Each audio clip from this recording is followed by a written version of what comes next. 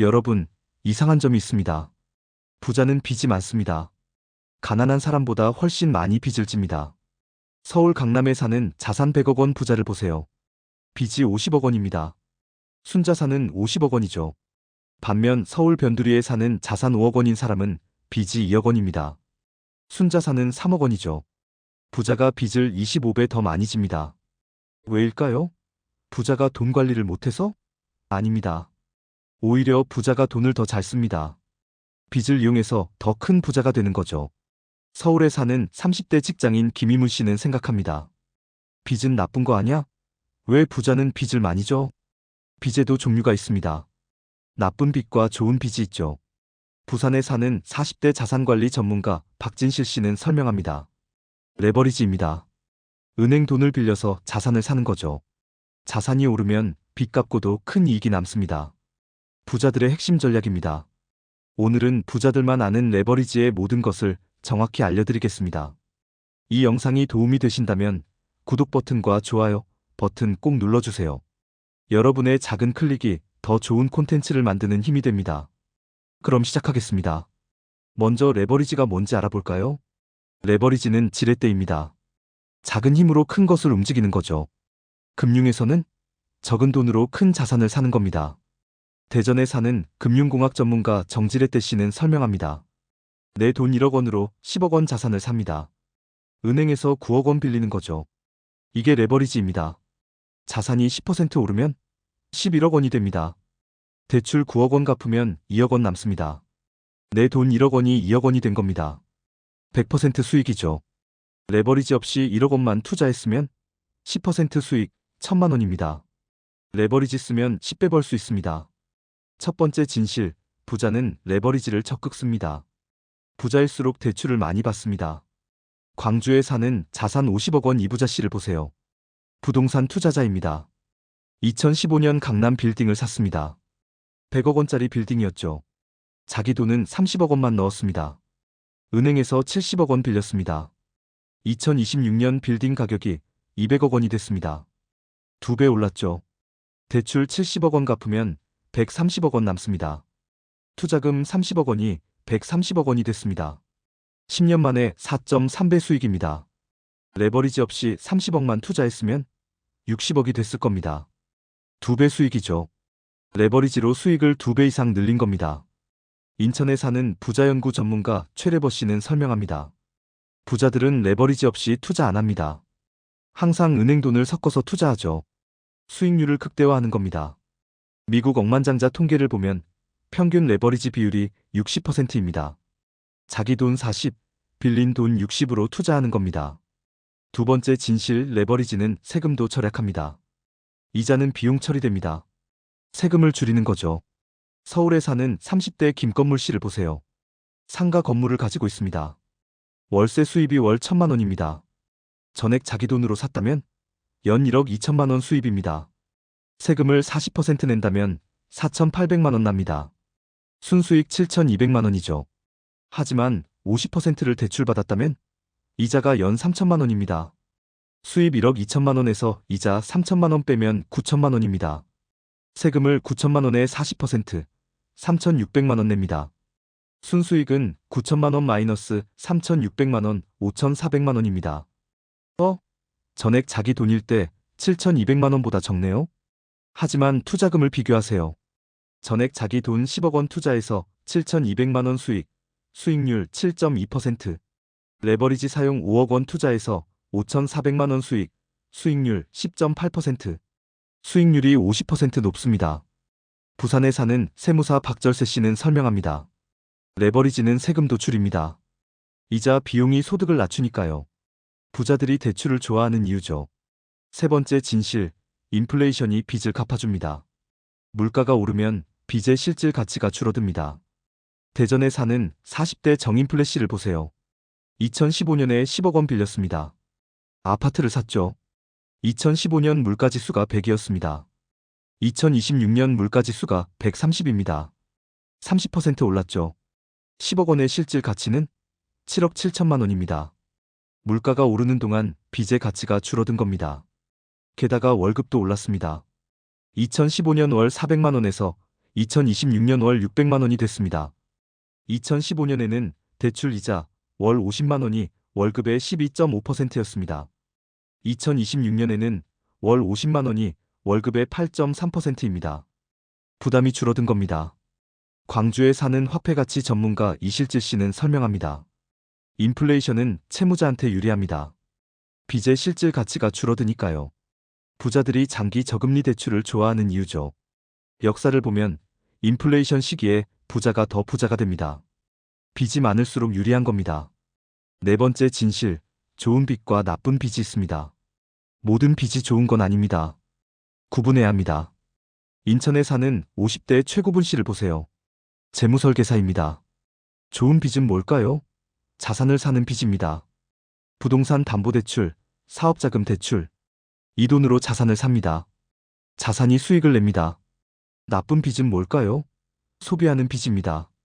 신용카드 할부, 마이너스 통장, 자동차 할부. 이 돈으로 소비합니다. 자산이 안 생깁니다. 서울에 사는 30대 김소비 씨는 신용카드 빚 2천만 원이 있습니다. 해외여행, 명품 가방, 최신 스마트폰 사느라 생긴 빚입니다. 이자가 연 15%입니다. 연 300만 원 이자 냅니다. 자산은 없습니다. 소비에서 사라졌습니다. 나쁜 빚입니다. 반면 부산에 사는 30대 박자산 씨는 주택담보대출 3억 원이 있습니다. 아파트 사느라 생긴 빚입니다. 이자가 연 4%입니다. 연 1,200만 원 이자 냅니다. 자산은 5억 원 아파트입니다. 매년 오릅니다. 좋은 빚입니다. 대전에 사는 부채관리 전문가 정선택 씨는 강조합니다. 좋은 빚은 늘리세요. 나쁜 빚은 당장 갚으세요. 부자와 가난한 사람의 차이는 빚의 종류입니다. 다섯 번째 진실, 레버리지에는 위험이 있습니다. 레버리지는 양날의 검입니다. 이익도 크지만 손실도 큽니다. 광주에 사는 40대 이위엄 씨를 보세요. 2021년 아파트를 샀습니다. 10억 원짜리였습니다. 자기 돈 3억 원, 대출 7억 원이었습니다. 2026년 아파트 가격이 7억 원으로 떨어졌습니다. 30% 하락했죠. 대출 7억 원 갚으면 0원 남습니다. 투자금 3억 원이 모두 날아간 겁니다. 100% 손실입니다. 레버리지 없이 3억만 투자했으면 2억 1천만 원이 됐을 겁니다. 30% 손실이죠. 레버리지 때문에 손실이 3배 이상 커진 겁니다. 인천에 사는 리스크관리 전문가 최양날 씨는 경고합니다. 레버리지는 수익도 키우지만 손실도 키웁니다. 조심해야죠. 무리한 레버리지는 파산으로 이어집니다. 2008년 금융위기 때 많은 부자들이 파산했습니다. 과도한 레버리지 때문이었죠. 여섯 번째 진실, 금리가 핵심입니다. 레버리지는 금리가 낮을 때 유리합니다. 서울에 사는 50대 김금리 씨를 보세요. 투자자입니다. 2020년 금리가 1%였습니다. 10억 원 빌렸습니다. 이자가 연 1천만 원입니다. 빌딩에 투자했습니다. 임대 수익이 연 5천만 원입니다. 이자 빼고 4천만 원 남습니다. 좋습니다. 2026년 금리가 5%가 됐습니다. 이자가 연 5천만 원입니다. 임대 수익 5천만 원에서 이자 5천만 원 빼면 0원입니다. 남는 게 없습니다. 레버리지가 무용지물이 된 겁니다. 부산에 사는 금리 사이클 전문가 박저금리 씨는 설명합니다. 레버리지는 저금리 시대의 전략입니다. 금리 높으면 효과가 없죠. 타이밍이 중요합니다. 2010년대가 레버리지 황금기였습니다. 금리가 12%였으니까요. 2020년대는 어렵습니다. 금리가 45%니까요. 일곱 번째 진실, 담보가 있어야 합니다. 레버리지 쓰려면 담보가 필요합니다. 없으면 못 빌립니다. 대전에 사는 30대 정무담보 씨를 보세요. 창업하고 싶습니다. 10억 원 필요합니다. 자기 돈은 2억 원 있습니다. 8억 원 빌리고 싶습니다. 은행에 갑니다. 8억 원 빌려주세요. 은행이 묻습니다. 담보가 뭡니까? 정무담보 씨가 대답합니다. 사업 아이템이 좋습니다. 은행이 말합니다. 그건 담보가 아닙니다. 아파트나 빌딩 있으세요? 없습니다. 대출 못 받습니다. 반면 광주에 사는 30대 이유담보 씨는 아파트가 있습니다. 5억 원짜리죠. 은행에 갑니다. 3억 원 빌려주세요. 은행이 말합니다. 아파트 담보로 주겠습니다. 쉽게 받습니다. 인천에 사는 담보대출 전문가 최부동산 씨는 설명합니다. 레버리지는 부동산 있는 사람한테 유리합니다. 부동산이 최고의 담보니까요. 없으면 레버리지 쓰기 어렵습니다. 통계를 보면 부자의 90%가 부동산을 가지고 있습니다. 부동산으로 레버리지를 쓰는 겁니다. 여덟 번째 진실, 현금 흐름이 중요합니다. 레버리지 쓰면 매달 이자를 내야 합니다.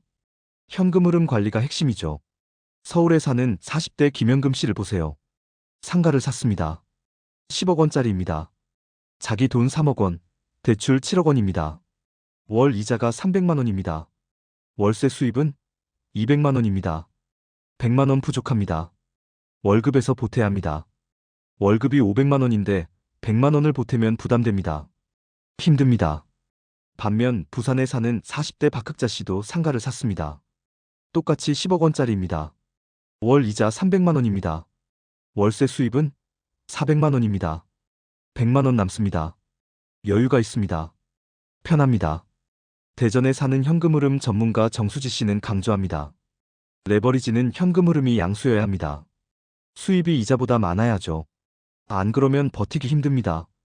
많은 사람들이 현금 흐름 안 보고 레버리지 씁니다. 나중에 고생합니다. 아홉 번째 진실, 부자는 좋은 조건으로 빌립니다. 부자일수록 낮은 금리로 많이 빌립니다. 광주에 사는 자산 100억 원 이대부자 씨를 보세요. 은행에 갑니다. 50억 원 빌려주세요. 은행이 반깁니다. 이자 2%로 드리겠습니다. 낮은 금리입니다. 담보도 충분하고 신용도 좋으니까요. 반면 인천에 사는 자산 5천만 원 최서민 씨는 은행에 갑니다. 5천만 원 빌려주세요. 은행이 말합니다. 신용대출로 이자 7%입니다. 높은 금리입니다. 담보가 부족하고 신용도 낮으니까요. 똑같은 돈을 빌려도 부자는 2%, 서민은 7%입니다. 3.5배 차이입니다. 서울에 사는 금융차별 전문가 김불공평 씨는 설명합니다. 돈 많은 사람한테 싸게 빌려주고 가난한 사람한테 비싸게 빌려줍니다. 금융의 역설이죠. 부자는 좋은 조건으로 레버리지 쓰니까 더 부자가 됩니다. 열 번째 진실, 레버리지는 배워야 합니다. 레버리지는 기술입니다. 배우지 않으면 위험합니다. 부산에 사는 60대 박교육 씨를 보세요. 부자들을 연구합니다. 부자들은 어릴 때부터 레버리지를 배웁니다. 부모한테 배우죠. 아들아, 좋은 자산 있으면 은행 돈 빌려서 살아. 내 돈만으로는 큰 부자 못 된다. 이렇게 배웁니다. 반면 서민은 배웁니다. 아들아, 빚지지 마라. 빚은 나쁜 거다. 정반대로 배우는 겁니다. 대전에 사는 금융교육 전문가 정격차 씨는 경고합니다. 금융 문맹이 가난을 만듭니다. 레버리지 모르면 평생 가난하죠. 배워야 합니다. 미국 부자들은 10대 때부터 레버리지 배웁니다. 한국은 대학 졸업해도 모릅니다. 그럼 우리는 어떻게 레버리지를 써야 할까요? 첫째, 좋은 빚만 지세요. 자산 사는 빚은 오케이입니다. 소비하는 빚은 노입니다. 둘째, 수익률이 이자율보다 높아야 합니다. 이자 5%면 수익률이 7% 이상이어야 합니다. 안 그러면 손해입니다. 셋째, 현금 흐름을 확보하세요.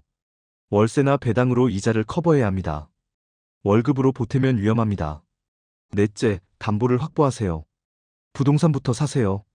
담보 있어야 레버리지 쓸 수 있습니다. 다섯째, 금리가 낮을 때 빌리세요. 고금리 시기는 피하세요. 저금리 시기를 노리세요. 여섯째, 과도하지 마세요. 레버리지 비율 50% 이하가 안전합니다. 70% 넘으면 위험합니다. 일곱째, 분산 투자하세요. 한 곳에 몰빵하지 마세요. 여러 자산에 분산하세요. 여덟째, 공부하세요. 책 읽고 강의 듣고 전문가 만나세요. 무지는 파산으로 이어집니다. 정리하겠습니다. 부자들만 아는 레버리지의 10가지 진실입니다. 첫째, 부자는 레버리지를 적극 씁니다. 평균 레버리지 비율 60%인 거죠. 둘째, 레버리지는 세금도 절약합니다. 이자 비용 처리로 절세하는 거죠. 셋째, 인플레이션이 빚을 갚아줍니다. 물가 상승으로 빚의 실질 가치 감소하는 거죠. 넷째, 좋은 빚과 나쁜 빚이 있습니다. 자산 사는 빚은 좋고 소비 빚은 나쁜 거죠. 다섯째, 레버리지에는 위험이 있습니다. 손실도 3배 이상 커지는 거죠. 여섯째, 금리가 핵심입니다. 저금리 시대가 레버리지 황금기인 거죠. 일곱째, 담보가 있어야 합니다. 부동산 없으면 레버리지 쓰기 어려운 거죠. 여덟째, 현금 흐름이 중요합니다. 수입이 이자보다 많아야 하는 거죠. 아홉째, 부자는 좋은 조건으로 빌립니다. 2%대 7%, 3.5배 차이인 거죠. 열째, 레버리지는 배워야 합니다. 금융 문맹은 가난을 만드는 거죠. 실전 활용법입니다. 첫째, 좋은 빚만 지기. 둘째, 수익률이 이자율보다 큰지 확인. 셋째, 현금 흐름 확보. 넷째, 담보 확보. 다섯째, 저금리 시기 활용. 여섯째, 레버리지 50% 이하. 일곱째, 분산 투자. 여덟째, 지속 학습. 부자들만 아는 은행 돈을 빌려 더 큰 부자가 되는 레버리지의 모든 것입니다. 부자는 빚이 많습니다. 자산 100억 부자가 빚 50억, 자산 5억 서민이 빚 2억입니다. 부자가 25배 더 많이 빚을 집니다. 왜일까요? 레버리지입니다. 내 돈 1억으로 10억 자산 삽니다. 은행 돈 9억 빌리는 거죠. 자산이 10% 오르면 11억이 됩니다. 대출 갚고 2억 남습니다. 100% 수익입니다. 레버리지 없이 1억만 투자했으면 10% 1000만 원입니다. 레버리지로 10배 버는 겁니다. 좋은 빚과 나쁜 빚이 있습니다. 자산 사는 빚은 좋습니다. 부동산, 사업자금, 자산이 수익 냅니다. 소비하는 빚은 나쁩니다. 카드 할부, 자동차 할부, 자산 안 생깁니다. 부자는 좋은 빚만 집니다. 서민은 나쁜 빚을 집니다. 인플레이션이 빚을 갚아줍니다. 10년간 물가 30% 오르면 빚의 실질 가치 30% 줄어듭니다. 세금도 절약됩니다. 이자를 비용 처리하니까요. 하지만 위험도 있습니다. 손실도 3배 이상 커집니다. 자산 30% 하락하면 레버리지로 100% 손실입니다. 금리가 핵심입니다. 저금리 시대가 황금기죠. 2010년대 금리 12%, 레버리지 최고였습니다. 2020년대 금리 45%, 어렵습니다. 담보가 필요합니다. 부동산 없으면 못 빌립니다. 현금 흐름이 중요합니다. 월세가 이자보다 많아야 합니다. 부자는 좋은 조건으로 빌립니다. 이자 2%, 서민은 7%입니다. 배워야 합니다. 부잣집 아이들은 어릴 때부터 배웁니다. 서민은 평생 모릅니다. 레버리지는 부자의 무기입니다. 똑똑하게 쓰면 부자가 됩니다. 무지하게 쓰면 파산합니다. 공부하세요. 실전하세요. 조심하세요. 감사합니다. 이 영상이 도움이 되셨다면 구독 버튼과 좋아요 버튼 꼭 눌러주세요. 여러분의 구독과 좋아요가 더 많은 사람들에게 이 정보를 전하는 힘이 됩니다. 댓글로 여러분의 생각도 들려주세요. 다음 영상에서 또 만나겠습니다. 감사합니다.